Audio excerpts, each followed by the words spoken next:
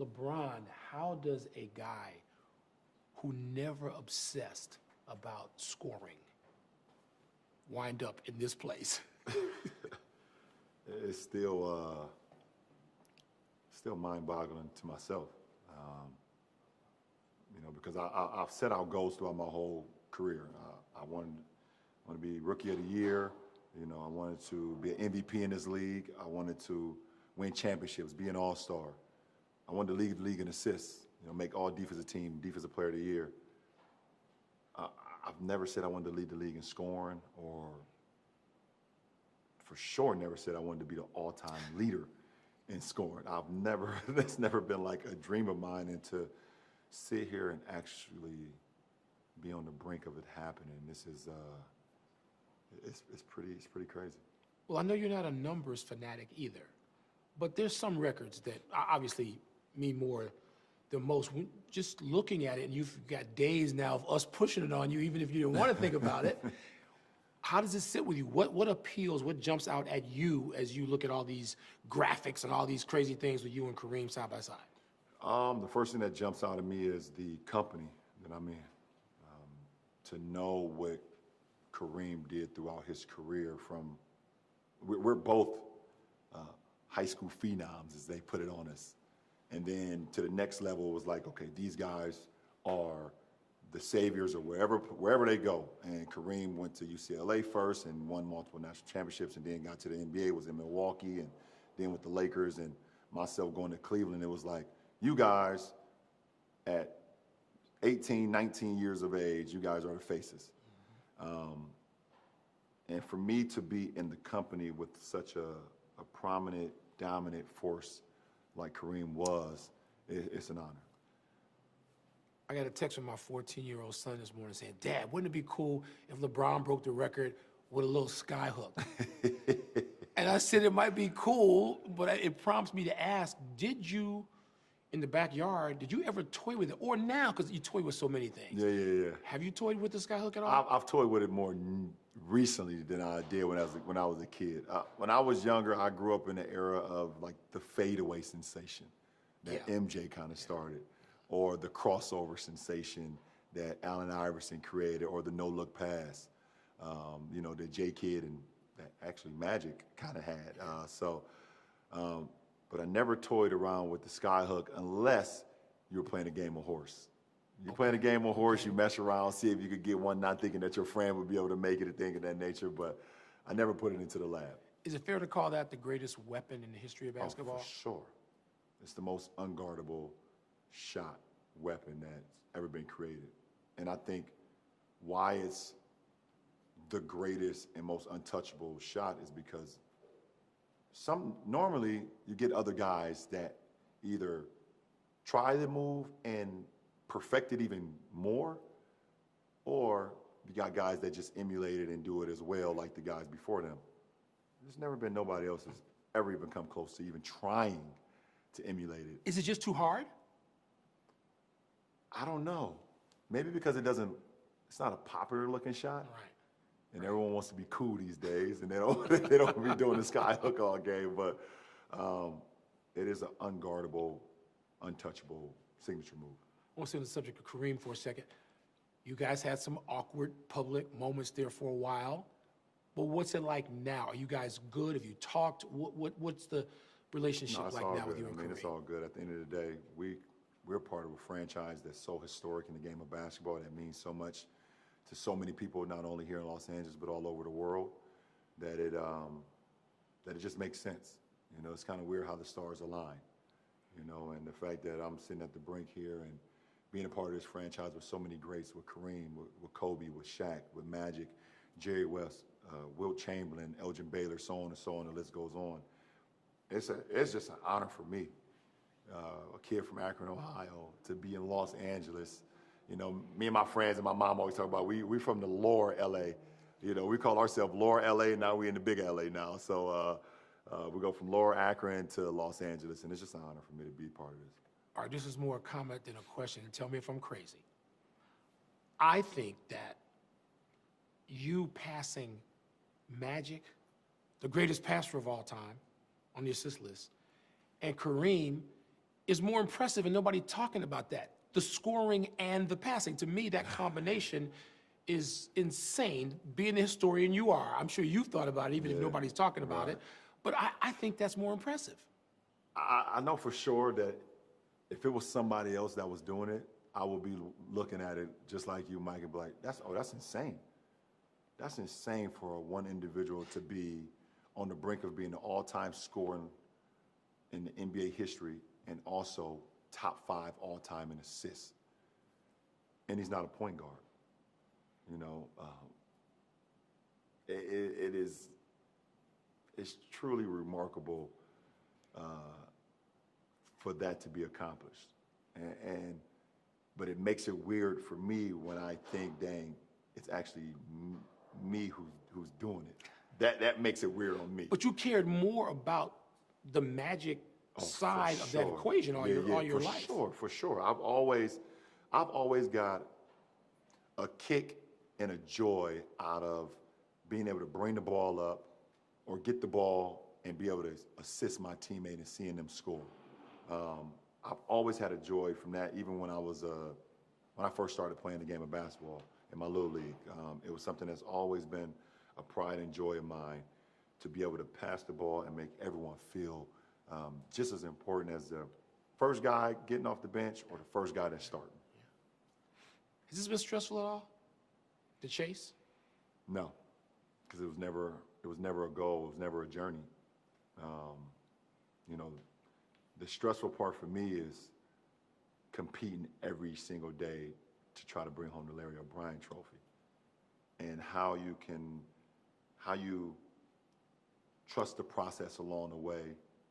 Try not to get frustrated along the process throughout each season, but still keep the main thing, understand that we're trying to build. I want to build greatness every single day to try to compete for the Larry O'Brien Trophy. Like, that's the stressful part. But, well, especially, does it require more patience this year? Yeah, it requires some patience you maybe didn't know you had. A lot of patience.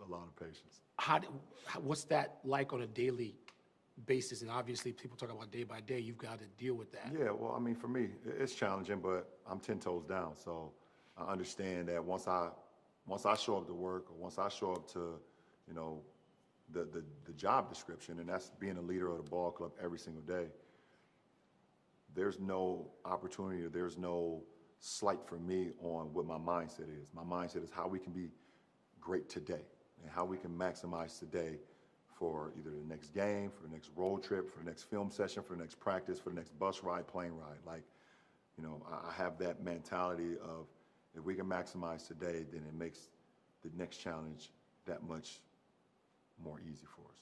We're at an interesting crossroads right now, obviously, and not just the Lakers. Right. Everybody, especially with the news that just went down. Okay, I am terrible because I'm too old at deciphering tweets. What does "maybe it's me" mean? It's all about accountability for me. You know, I'm always challenging myself, taking accountability for myself. I think your greatest challenge and your greatest enemy is the person that you look in the mirror. So I'm always just trying to take accountability for me. You know, what can I do better? How can I be better? Is there things I can do more? Is there things I can do, be greater at to not only help the ball club and everybody automatically think it's basketball, but it's in life in general. You know, so it's always just it's me talking to me and to hold myself accountable. Okay. Yeah, for sure. You've had some hours now to sort of digest it, and obviously it's a swirl everywhere around the league. Disappointed, angry? Are you over it already and not getting your former teammate back? Well, definitely disappointed. I can't sit here and say I'm not disappointed on not being able to land such a talent, but someone that I had great chemistry with, and know I got great chemistry with on the floor, that can help you win, you know, championships. In my mind, in my eyes. But my focus has shifted now. My focus has shifted back to where it should be, and that's this club now, and what we have in the locker room. That's a quick pivot, LeBron. It's a quick pivot. Quick pivot. It don't take me long. It don't take me long. I don't get too excited about the possibilities of things that can be. I kind of envision myself on what it can but I don't invest it all the way until I know it's happening. And when it does not happen, I'm back locked in on the job at hand. So, you know, we had an opportunity. I think our names was out there. The Lakers' name was out there. We had an opportunity. Didn't happen. We move on, and we finish the season strong. Try to get a bid into the postseason, where I feel if we go in healthy, we compete with anybody. Is health, I don't want to say the only thing. Obviously, there are factors anytime there's competition. But you feel if you guys are healthy, as is, you can make a run. I believe so. Health has been, since we won the championship in 2020, health has been on the wrong side of our franchise. Yeah. And I believe, and I'm looking at the landscape of the league. We got some great teams, some great players. Guys are coming out and being amazing this year. And but also feel confident in our ball club and our personnel that if we can be healthy and get enough games under us where we get some momentum and we get some chemistry, and we know, okay, this every single night we have this starting lineup, we have this rotation, we got guys that's filling in, and we know there's going to be nicks and bruises, guys are going to be games off here, games off there. We understand that. But for the majority, if we can be healthy going down the late stretch of the season, we give ourselves a good chance. No team has ever asked a guy, forget 38, 34, probably past that. No team. I don't know that any sport in North America has ever asked a guy to do as much as the club needs you to do, as much as you're asking yourself. How long can that go on? You know? Well, I mean, for me, I'm trying to push the limit. What's the limit? I don't know. I hope I don't know. I hope I never see it. But it's what the job description requires of me. Until my job description is lower or less than, this is my job description. This is my job description. My job description is to do more and be productive at it. And I guess at this point, I wouldn't want to know other way. I said I wasn't going to ask this, but I am. Do you surprise yourself at this? I mean, I'm looking at some of these games, these 45-point, 49-point games. Does any of that at this point, knowing what you know, being the historian you are, you know every great player started to have a little nosedive, even if they were great occasionally at 35, 36, 37. They didn't do anything like this. Do you surprise yourself? I would say I do. I do. There's occasions out on the floor. I would say it's more sometimes like the back-to-back games, or the third game in 4 nights, where sometimes I'll wake up and I'm like, oh, I ain't gonna make it tonight. I just feel it. I said, yeah, it's 20 years and got to me tonight. Ain't gonna be good tonight. And then I get out on the floor and I'm running past, 21-year-olds jumping higher than 23-year-olds. I feel real good on how I'm playing the game. Not only physically, but more importantly, just like mentally. I'm just so much more sharper now at year 20 than I was at year 10 or even year 15. I know how much you watch and respect the NFL. Yeah, for sure. So watching Tom Brady wasn't just like watching some dude to you. Right. The last few years, was it? I mean, you could connect. Did you guys talk at all? Do you? Yeah, we do. We actually have a really good conversation, and he was. Every time I would talk to him, I say, "Listen, you're my inspiration, man. Like, what you're doing, and seeing him, win the bowl, not too long ago with his first year in Tampa, that just gave me even more inspiration to keep going, And when he retired the first time, I was like, man, you just took a piece of me with you, man. What are you doing? What you doing? He said, this is it. And then when he came back, I was like, oh, that's all I needed. He gave me another push. So to see him call it quits, I hope we don't know. Is it for sure? Well, yeah. I mean, it seems like it seems like this is it for him. But hell of a ride, man. I love the guy, and he's been amazing. You still love this. You sound like I've been fortunate. I've been able to sit with you going back 20 years. I mean, this sounds like 15, 18 years ago to me. Your voice, your enthusiasm, your all-in nature of this. Yeah. I just feel so good about the game.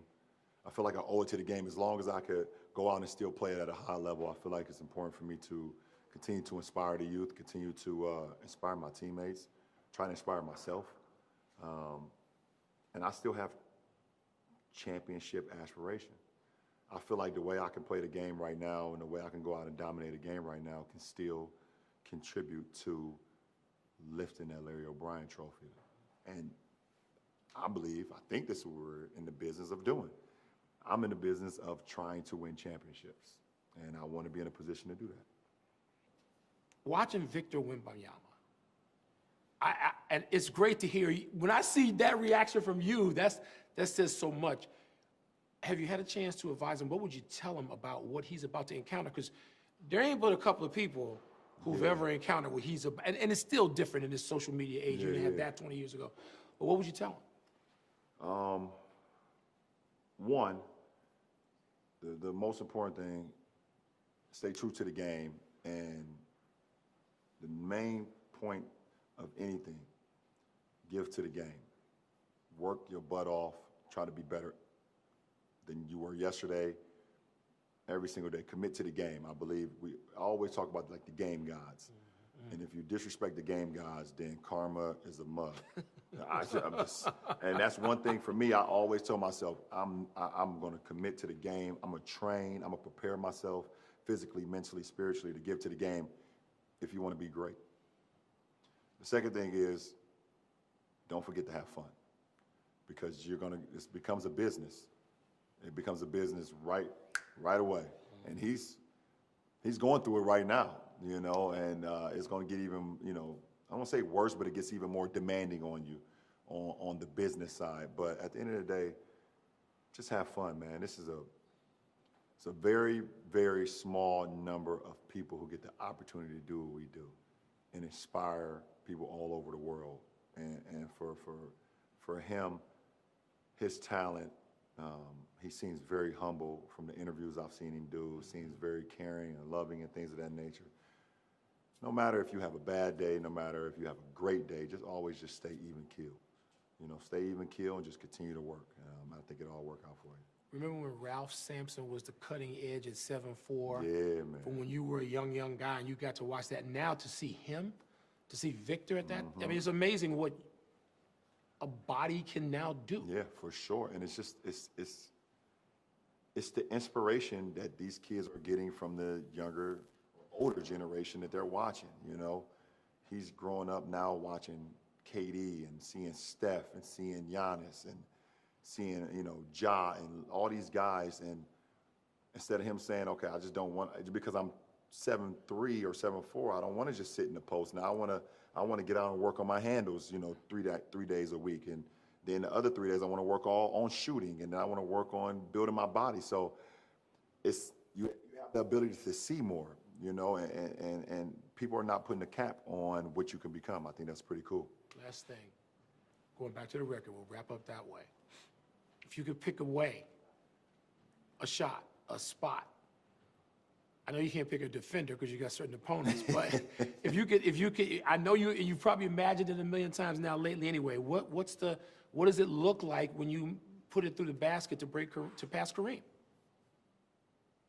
I've went through quite a few scenarios. I know what I don't want it to be. What? A free throw. I used to play, when I was a kid, we used to play 21 and 33. Yeah. And the worst thing ever is when you fight all day and then one of your guys win the game on a free throw. It was like, no, check it up. Like, I don't want to do it on a free throw. So hopefully I can get a nice layup or my signature dunk in transition or a fadeaway, I don't know, but a free throw I feel like it's cheating the process a little bit. If I remember correctly, was the first basket a layup? My first basket was actually a jumper. It was a jumper, okay. It was a baseline fadeaway jumper, yep.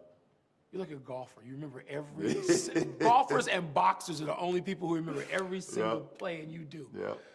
Anything you want to add? Anything people should hear from you as they're consumed by this? Yeah. I appreciate just all my fans and everybody that's been along this journey with me for 20 years. Like, I I would be lying if I say I was sitting here across from you 20 years from now or 20 years ago. But like I would be sitting here 20 years later talking about the scoring record. I knew when I got drafted as an 18-year-old kid that I could play the game of basketball and play it at a high level, even against grown men. One thing I didn't know is that the success I would have. Yeah. I preyed on the success. I worked my tail off for the success, but had no idea the success I had. And it's just been a very humbling and gratifying, journey. And I hope people have enjoyed it with me. It's great to have a front row seat. Yeah, I appreciate it. I appreciate you. Thank you. Thanks, Come on, Mike. man. Thanks for the time. Yes, sir. Thanks for watching ESPN on YouTube. For live streaming sports and premium content, subscribe to ESPN+.